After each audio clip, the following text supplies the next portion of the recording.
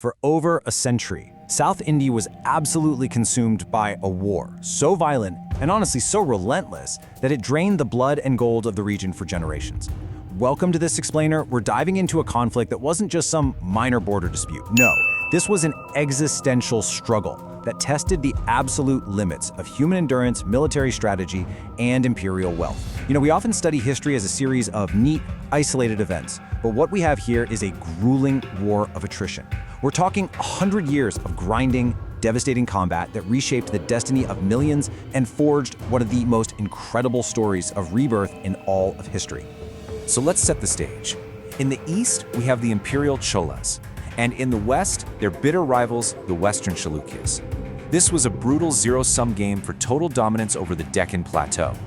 Now you have to remember, the Cholas had recently experienced this massive golden age under the legendary kings Rajaraja and Rajendra. But that golden age? It was now being severely tested by decades of constant, unforgiving border warfare.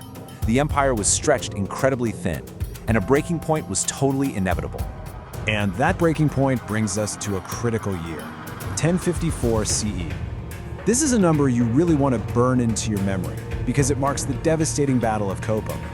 At this time, the Chola King Rajadhiraja I was leading his frontline army deep, and I mean deep, into enemy Chalukya territory. Now, Rajadhiraja wasn't the kind of monarch who just sat back in his palace safely directing troops from afar. He was a frontline warrior king, literally looking his enemies right in the eye. But as we're about to see, leading from the front carries the ultimate risk when a battle reaches fever pitch. Section 1.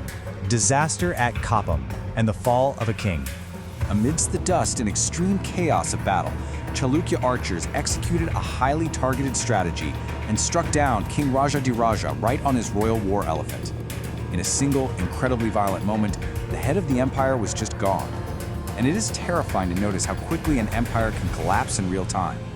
Within literally minutes of the king falling, panic sets in. Seeing their monarch die right in front of them, the highly disciplined Chola vanguard completely breaks. They scatter into a panic-stricken retreat. At this point, victory is entirely in the Chalukyas' hands. It is a guaranteed disaster. The Chola lines are dissolving. But then, right when total defeat seems 100% certain, the younger brother of the fallen king, Prince Rajendra II, does the unthinkable. What happens next is just one of the most visceral cinematic moments in all of military history. Instead of fleeing with his troops, Prince Rajendra II steps right over his brother's fallen elephant. Amidst the mud, the smoke, the pouring rain, surrounded by dead bodies in his own retreating ranks, he rallies his men. And right there, on the blood-soaked battlefield, he declares himself emperor. He doesn't wait for a fancy palace ceremony, he takes the crown in the carnage. It is a profound display of leadership exactly when it is needed the most.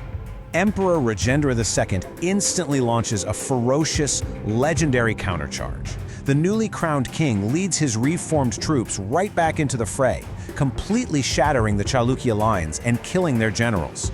He totally flips the script, turning a guaranteed catastrophic disaster into a legendary Chola victory.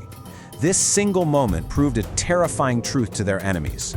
Even when you strike down a Chola monarch, their military machine simply refuses to die. But let's take a collective breath here and look at the bigger picture. Surviving a crisis requires bold, immediate action, just like Rajendra II did on that battlefield. But sustaining that survival, well, that requires a total change in strategy. You see, you can win the battle, but still lose the empire if you bleed your country dry. The Cholas survived Koppam, for sure, but the macroeconomics of the empire were absolutely screaming for attention. True imperial survival requires both the sword and the ledger. You just can't fight forever. Section 2. The Economic Pivot and a Visionary Politician. So decades of constant war had massively drained the treasury. Enter Kulottunga Chola I, who ruled from 1070 to 1120 CE. He inherited an empire that was technically victorious, but economically totally exhausted. He realized that endless warring was going to bankrupt the nation from the inside out. So he actively replaced the era of blood, which was defined by endless war, a drained treasury, and ugly succession disputes, with an era of gold. He fundamentally altered the political landscape by uniting the Chola and Eastern Chalukya crowns. By fusing these two royal bloodlines under his rule, he effectively ended the internal succession disputes that had been just a massive drain on resources. He basically stopped the bleeding from within so he could actually focus on growth. Now, Kulottunga earned this amazing title, Sungam Tavirta Cholan, which translates to the Chola who abolished tolls. Recognizing that the economy was literally suffocating under the weight of endless war funding, he made the incredibly bold move to abolish internal trade tolls. Guys, this is basically a massive economic stimulus package for the medieval era. By removing these barriers, he encouraged merchants to travel and trade freely, instantly revitalizing the domestic economy. And he didn't just look inward either. He looked right across the ocean. Kulottunga engaged in global economic diplomacy, sending massive trade embassies all the way to Song Dynasty China. This wasn't just some friendly hello. This was high-level international statecraft, specifically designed to flood the Chola treasury with foreign wealth. By pivoting away from battlefield attrition and leaning hard into international trade, he rebuilt the economy, ushered in a profound era of peace, and ensured his empire's survival for another entire century. Section 3. The Golden Twilight and Forging Masterpieces. Having survived the devastating fires of war and finally stabilized its economy, the Chola dynasty was afforded a really rare luxury: extended peace. And they poured their newly minted wealth, not into weapons, but into what would become the absolute pinnacle of Chola bronze art. Just imagine the dark, smoky workshops of the empire, glowing golden bronze being poured into intricate clay molds by master artisans.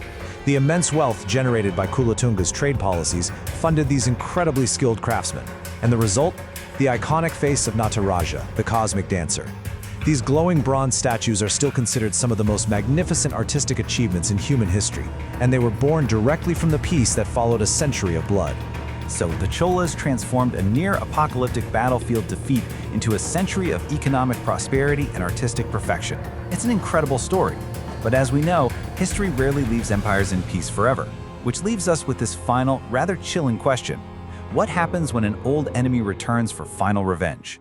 The Cholas survived the Chalukyas, but in the shadows, the resurgent Pandyas were gathering strength, preparing to bring this golden twilight to a terrifying and final close. How exactly does an empire fall after surviving so much? Keep that question in mind, and thanks for joining me for this explainer.